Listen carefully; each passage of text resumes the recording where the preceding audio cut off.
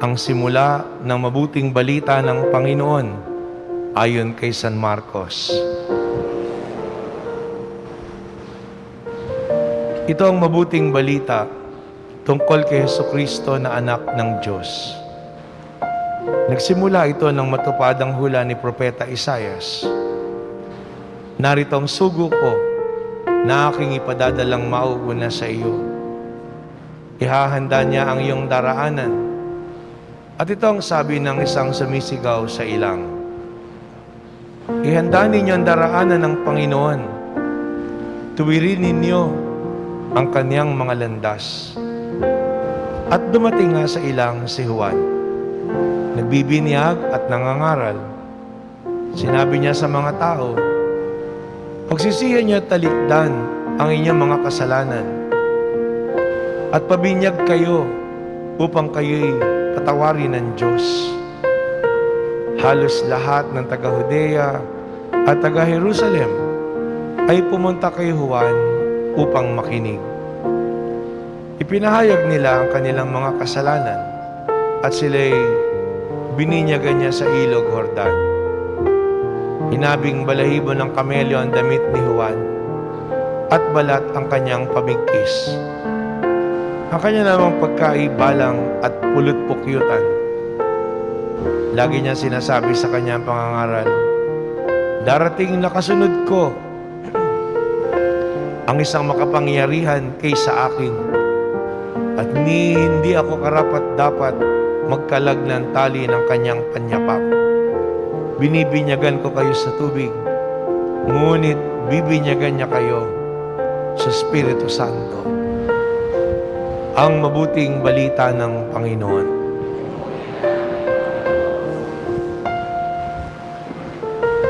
Magandang umaga po sa inyong lahat. Ngayon ay nasa ikalawang linggo na po tayo sa panahon ng pagdating ng Panginoon. At next week, siyempre ikatlong linggo. Diba? Yan naman po yung susunod eh. At ang bilis. Kasi pagpasok po sa Sanlinggo, simula na yan ang ating simbang gabi. At pagkaraan po nun, yung ika-4 na linggo, kinagabihan nun, Pasko na.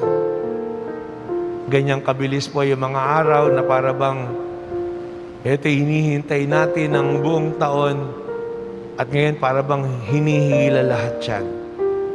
At mabilis ang mga araw. At ang magandang tanong po ay, ano nga bang paghahanda? Kasi sabi nga po natin, ang Adbyento ay paghahanda para sa pagdating ng Panginoon. 4 na linggo. Ano nga bang paghahanda yung ginawa na natin? Diba? Tanungin mo nga yung katabi mo, handang-handa ka na ba? Diba? At sigurado po, iba-iba tayo ng mga iniisip. Diba? Handang-handa ka na ba? O, depende yun. Kung ano yung inihahanda mo. Handa na ba yung mga regalo? Handa na ba yung mga piling bilang? Handa na ba yung mga rekado? Handa na ba yung mga dekorasyon? Handa na ba yung maraming mga bagay na maaaring nakasanayan natin na kapag Pasko, ginagawa natin?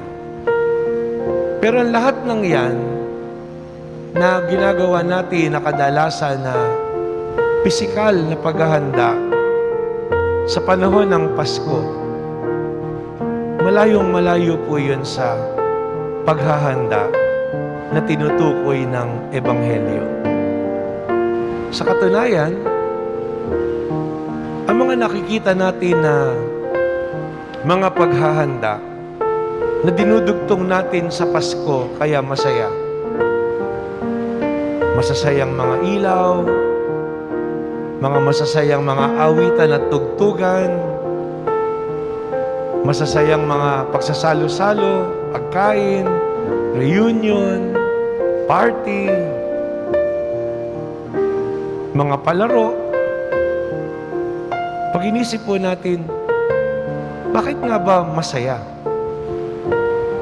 At ang pagmumulan po lahat ng yan, ay kung inihanda natin ng tama yung ating mga sarili.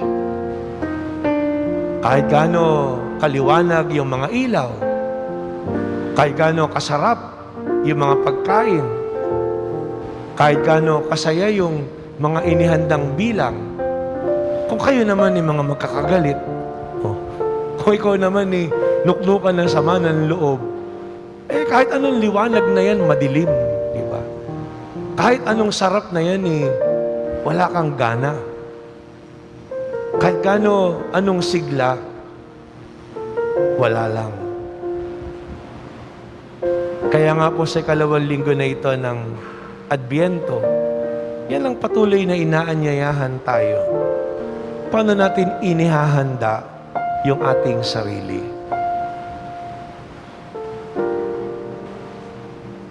May makapagbibigay lamang talaga tayo ng daan sa pag-ibig ng Diyos na lubos kung dinadalisay natin yung ating mga sarili. At walang ibang paraan para dalisayin yung ating mga sarili kundi sa pamamagitan ng pagsisisi. Sa pamamagitan ng pagbabago ng ating buhay. Sabihin nyo nga sa katabi nyo, magsisi ka na. Magbago ka na. Yan po yung napakahalaga na gawain natin. Walang ibang nakaalam sa atin kung ano yung dapat nating pagsisihan at dapat nating baguhin, kundi yung ating sarili. Kaya nga pagbabalikan po natin yung ebanghelyo natin sa araw na ito, dalawa yung mensahe ni Juan. Pagsisisi, pagbabalik loob, at kababaang loob. Mahalaga po yung dalawang mensahe na yan ni St. John. Forgiveness, repentance, and humility. Kasi mahirap po magsisi pag walang kababaang loob. Ang gagawin mo, maninisi ka. Sabihin mo, sorry ha. Kasi ikaw naman ito Akala ko ba nagsosorry tapos merong kasi. Kasi wala kababaan loob. Pero pag may kababaang loob, wala nang kasi. Talagang nandun. Hindi lang humingi ng tawad, magpatawad din. At yun lang yung tanging paraan para po tayo tunay na maging masaya. Yun lang po yung tanging paraan para yung pag-ibig ng Diyos tunay na mamayani. Kaya nga po sa ikalawang linggo na ito, yun yung panyaya sa atin. Kunin natin yung pagkakataon na ito ng Adbyento na tayo talagang magsisi sa ating mga kasalanan, baguhin natin yung mga, hindi natin mga magagandang pag-uugali o asal. Isang panibagong taon uli yung pumapasok, tumatanda tayo, lumilipas sa mga araw, dapat bumabay tayo. Ano pa nga ba yung mga alam natin na nahadlang para talagang mamayani yung presensya ng Diyos sa ating buhay? Tuwing Pasko, yan po yung laging sinasabi. Love, joy, diba? Peace, hope. Sabihin niyo nga po, love, joy, peace, hope. Ano nga ba talaga maghahari yung mga katotohanan na yan ng biyaya na Panginoon? Pag-ibig. Paano nga ba natin paghahariin talaga yung pag-ibig? Di ba? Sabihin mo nga sa katabi mo, mahal ka. Kasi magastos. Di ba? Pero iba po pag sinabi mong mahal kita. Di ba? Sabihin niya nga, mahal kita. Hindi po madaling sabihin yun. Kahit sabihin mo, sinasabi mo, biro, mahal kita, alam mo, may consequence yun. At ang ibig sabihin talaga nun, hindi ba baguhin ka sa sarili mo? Kasi hindi lang salita yun. Meron kang babaguhin sa iyong pag-uugali. At kailangan ng kababaang loob. Kasi ang paghuhugutan mo ay ang pag-ibig ng Diyos. O galak. Paano nga ba ikaw magpapasaya? Mga regalo, material na bagay? Ang tunay na kagalakan, ano? Sabi ko nga po, di ba? Tanungin mo yung katabi mo, masaya ka ba? O, masaya ka ba sa akin? O, baka ang sagot ng katabi mo, masaya ka. Hindi ba? Para bang... Pero pag sinabi nating masaya, yun po isipin natin eh. Ano yung joy ng mga tao na nakapaligid sa atin? And ultimately, it becomes our own source of joy. Na ang kaligayahan mo ay yung makita mo na yung mga tao na nakapaligid sa iyong masaya. Kaya kung minsan ginagawa natin biro, pag Pasko, ang masaya lang daw yung mga bata. Kasi sila yung tumatanggap ng mga regalo, sila yung kumakain. Eh ikaw na matanda, anong feeling mo? Para kang hinold up. Oh. Pero mali po yun eh. Masaya ka kasi nakikita mo yung mga bata masaya. Kahit yung kreatinin mo ay napakataas, tuksod-tuksok kang kumain, pero hindi ka kakain. Pero makita mo sila na nagkakainan, masarap kumain, masaya ka. Pero yun nga po, hindi lang sana ngayong panahon na ito. Masaya tayo kasi hinahanap natin, ano nga ba talaga yung nagbibigay ng galak? Kasi higit sa pagkain, higit sa mga bagay, ano yung kasayahan? Yung kasayahan natin, laging babalik sa paghahari ng pag-ibig ng Diyos sa ating puso. Kaya yung kasiyahan natin na hindi yung kumain tayo, hindi nakalaro tayo, hindi yung tumanggap tayo, kundi nandun ang pinagsasaluhan natin ay walang iba kundi ang pag-ibig ng Panginoong Diyos. Tapos tuloy-tuloy na po yun. Pagkaraan nun, peace.